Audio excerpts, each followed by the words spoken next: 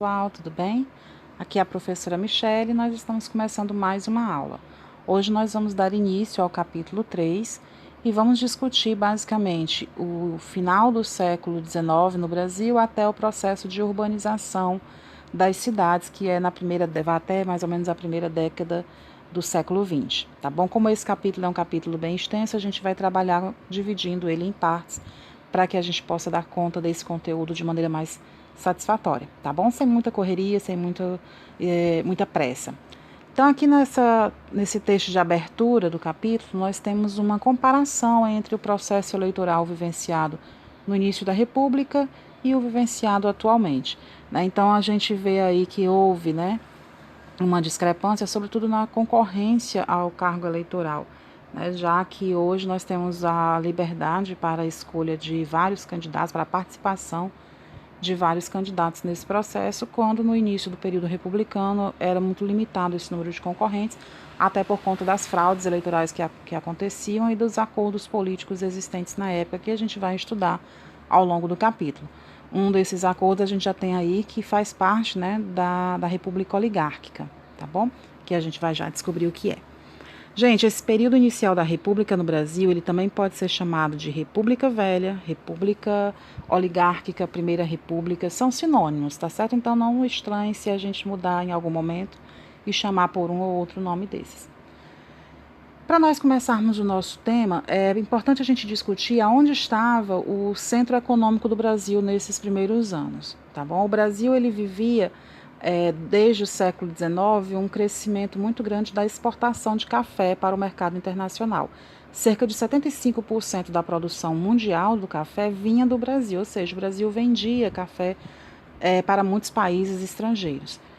Mas não era o único produto de exportação que nós tínhamos. Na verdade, de 1895 a 1915, nós também tínhamos a grande exportação de borracha, né? Nós éramos responsáveis por 90% da produção mundial, tá? E aí essa borracha, né, ela é responsável, o látex, na verdade, ele era responsável pela produção da borracha, que ia abranger aí não só a questão dos automóveis, né, na produção dos pneus, na fabricação dos pneus, mas que ia abranger vários setores industriais. As principais regiões de produção seriam Amazonas, o Acre, o Pará e Rondônia, tá? São os estados atuais que a gente tinha uma grande produção, uma grande extração desse material, tá bom? Mas o ciclo da borracha deve ser considerado da seguinte maneira: nós vamos observar aqui nesse tópico seguinte o grande crescimento que esse produto, né, trouxe em termos econômicos para a região. Então, houve uma grande expansão, digamos assim, econômica, tá, para as elites. Ou seja, a elite enriqueceu muito, obviamente essa elite formada pelos seringalistas, pelos grandes comerciantes da região, por banqueiros, que investiram nessa extração do látex e que, portanto, enriqueceram muito rapidamente. As regiões de Manaus, as cidades de Manaus e Belém, por exemplo, vocês têm no texto, elas foram responsáveis, por exemplo, aliás, elas tiveram como consequência desse processo de expansão uma remodelação da sua estrutura urbana. Então, a gente tinha cidades com avenidas muito largas, com muitas praças, com muitos mercados, com edifícios, né, de órgãos públicos, mais particulares também, com grande, digamos assim, uma ornamentação muito estilosa, né, muito rica, tanto na sua forma como nos materiais utilizados. Então, de modo geral, a riqueza trazida pela borracha, né, foi muito forte, foi assim um crescimento muito alto, mas ao mesmo tempo não durou muito tempo, não foi tão longa, né, a sua duração. Isso porque nós tivemos a concorrência, né, dos ingleses, que levaram várias mudas de seringueiras para as regiões do Ceilão, que hoje é o Sri Lanka, e Singapura. Lá eles conseguiram cultivar essas seringueiras, né, em grandes fazendas, em grandes propriedades, usando técnicas que aumentavam essa produção muito mais do que o Brasil era capaz de produzir. Então, assim, nós sofremos uma concorrência muito grande e, com isso, né, nossas exportações chegaram a menos de aproximadamente 10% em relação ao que nós tínhamos no início, né, que era cerca de 90%, tá bom? Então, nós temos aí um período de grande ascensão, de rápido enriquecimento da população e, ao mesmo tempo, um período de declínio, onde a concorrência inglesa vai trazer, né, prejuízos para a nossa produção de borracha, tá bom? Bem, vale ressaltar aqui, dentro dessa questão da borracha, a importância do território do Acre. Então, vocês têm aí um textozinho bem rápido, mas assim, o Acre era uma região que foi muito disputada na época da Guerra do Paraguai também, e que a Bolívia teve acesso a esse território. Como? Tem um textozinho aí, vamos dar uma lida em algumas partes. Então, no final do século XIX, a produção de borracha estava no auge, estava crescendo. O governo brasileiro buscou uma solução para a disputa, né, territorial com a região do Acre, com a Bolívia, pelo Acre, né, com a Bolívia.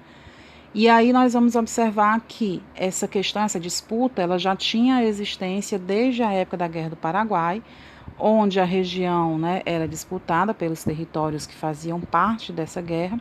E aí a gente vai lembrar principalmente, né, Paraguai, Uruguai, Bolívia, Argentina, Brasil. E, de modo geral, essa região passou à Bolívia, né, que arrendou, na verdade, em 1901, de uma empresa norte-americana, estadunidense, tá? E essa empresa, ela acaba permitindo, né, aí trazendo para essa região a exploração do território que era fronteiriço ao Brasil na época, né, o Acre não pertencia ao Brasil. Em 1903, as tropas bolivianas tentam expulsar os grupos de brasileiros que vão ocupar essa região, que vão tentar explorar também essa região. E aí o gaúcho, né, Plácido de Castro, liderando os brasileiros, vão derrotar as tropas bolivianas e aí sim conquistar o território do Acre, proclamando a sua independência. Essa disputa não foi simplesmente militar, também foi uma disputa, digamos assim, política. Política porque ela resultou na assinatura de acordos, né? E a gente tem o Tratado de Petrópolis, assinado também em 1903.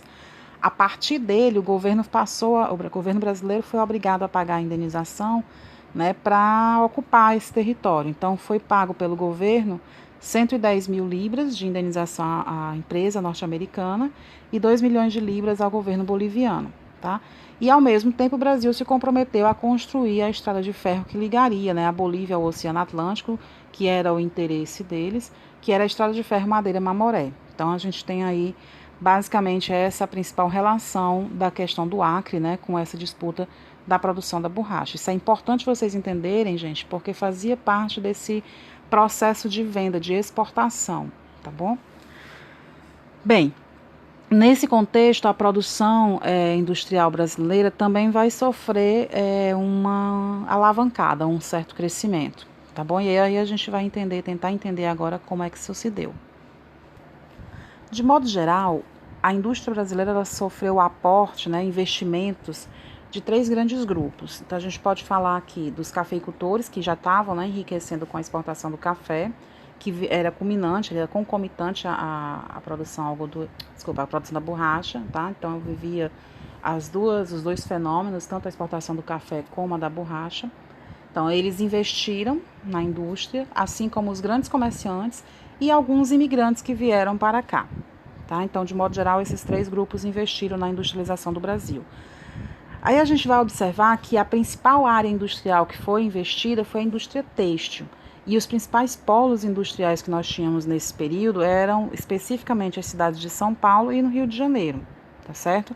Mas isso vale lembrar, pessoal, que essa industrialização do Brasil ela acontece de uma maneira, digamos assim, lenta e até atrasada em relação às outras partes do mundo, né? A gente sabe que, por exemplo, a Inglaterra vai se industrializar, já tinha passado pelos 2 processos de revolução industrial, já vivia uma industrialização muito mais avançada do que a do Brasil, né? Então, assim, isso não quer dizer que as condições de trabalho e vida, né, dos operários e dos trabalhadores urbanos, né, das cidades brasileiras, tinham melhorado com o advento da indústria, com a introdução da indústria, né, no Brasil. Então, a vida dos trabalhadores urbanos, e aí o que a gente entende por trabalhador urbano? Aqueles que trabalham na cidade, tá bom? O urbano está sempre relacionado ao contexto de cidade. Então, a gente vai falar tanto dos operários das indústrias, mas também a gente vai falar dos balconistas, dos empregados domésticos, né? Vocês têm aí os itenzinhos. Motoristas de bonde, mascates, né? Vendedores e os ambulantes. Encontrava-se, assim, o setor do serviço, tá? São os serviços que faziam parte desses trabalhadores urbanos.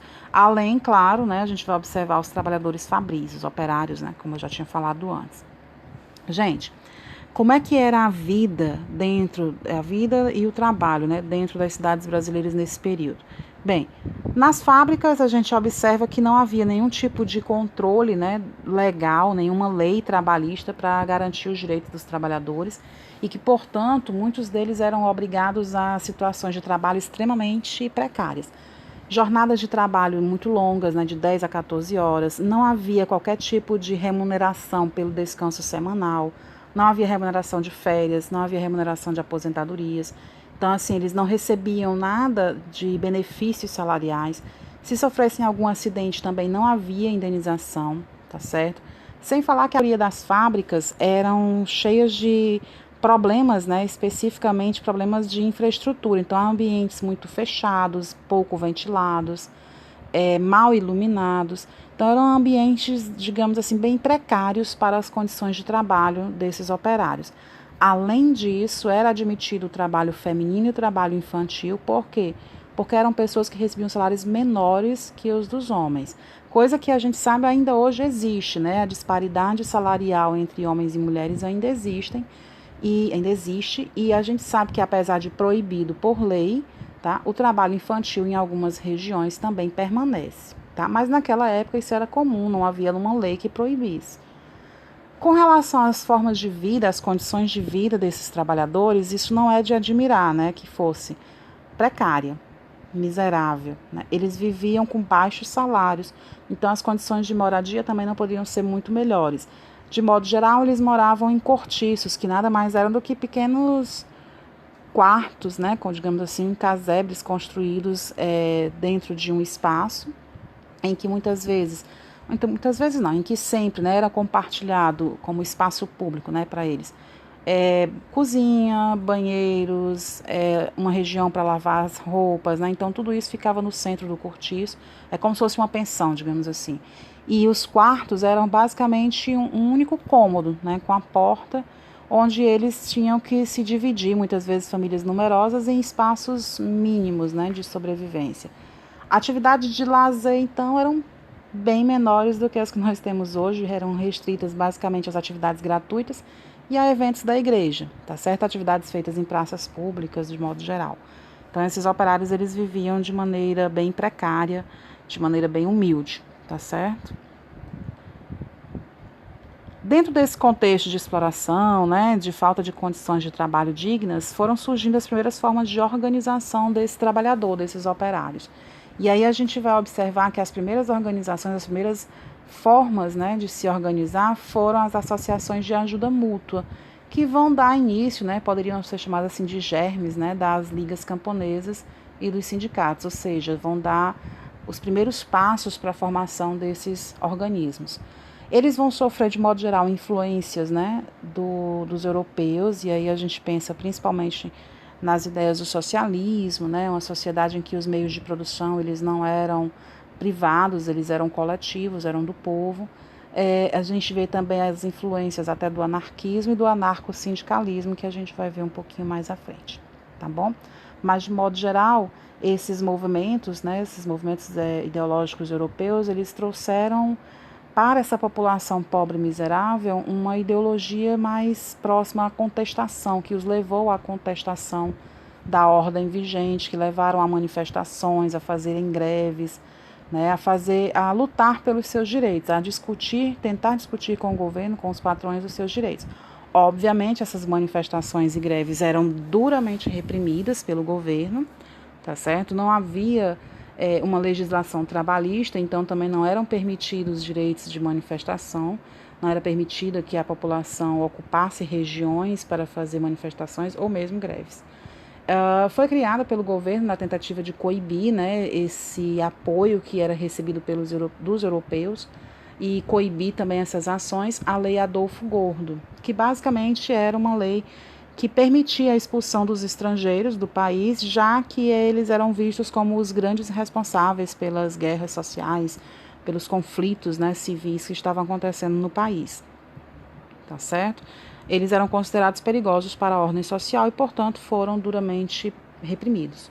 Nesse contexto, a gente vai observar o crescimento, né, dentro dessa sociedade brasileira da chamada, como é que eu posso dizer, desse movimento, né, comunista que vai começar lá na Rússia, que a gente já viu na aula passada, né, na Revolução Russa de 17, com o crescimento do socialismo. E esse socialismo vai ser implantado aqui no Brasil com algumas modificações, claro, devido ao ambiente, mas vai ser implantado aqui no Brasil por militantes anarquistas que se separaram, digamos assim, do movimento russo, né? E aqui no Brasil implantaram o chamado Partido Comunista, tá? Do Brasil, o PCB.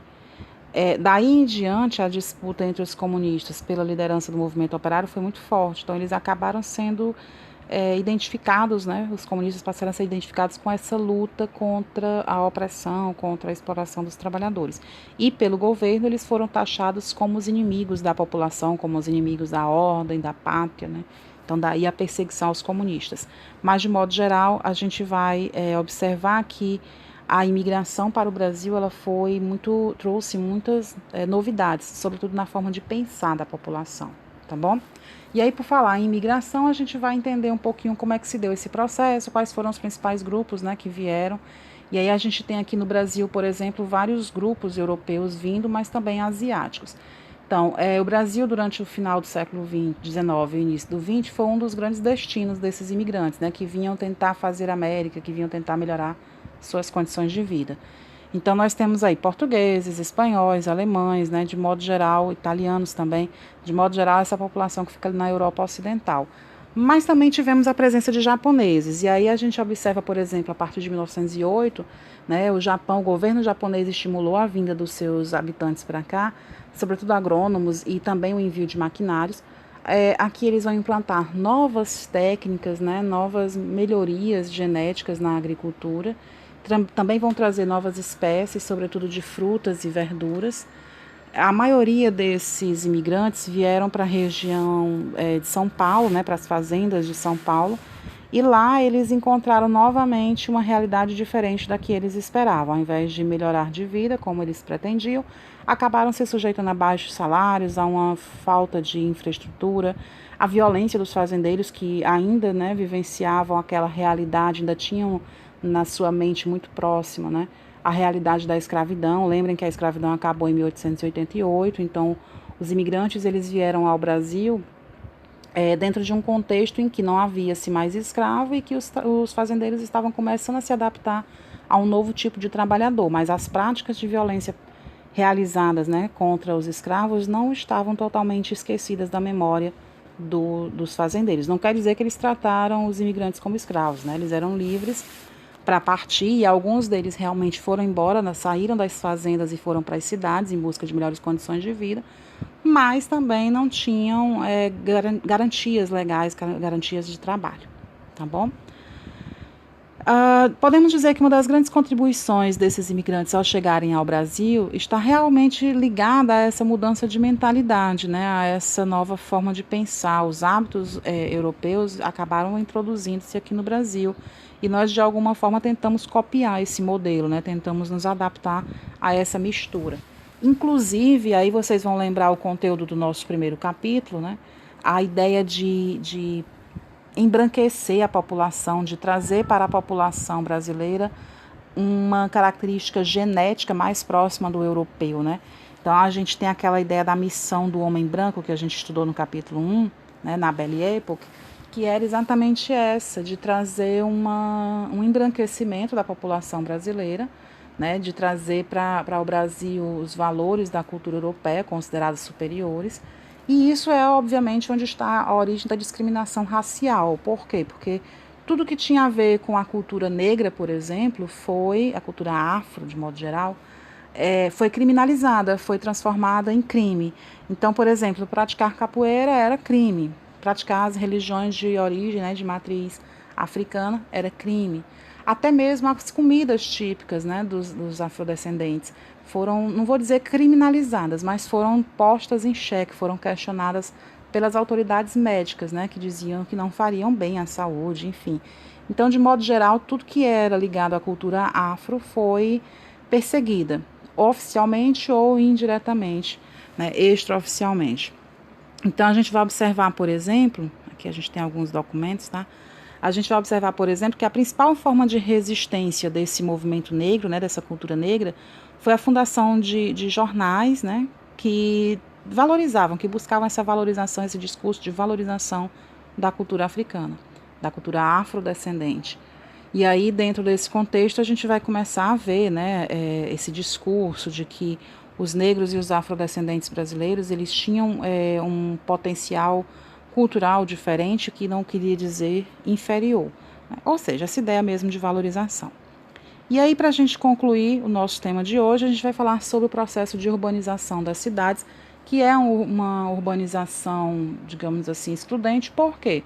Porque se queria copiar esse modelo europeu, né, as largas avenidas, os boulevards, mas não se queria que a população pobre tivesse acesso a esses melhoramentos, né, urbanos.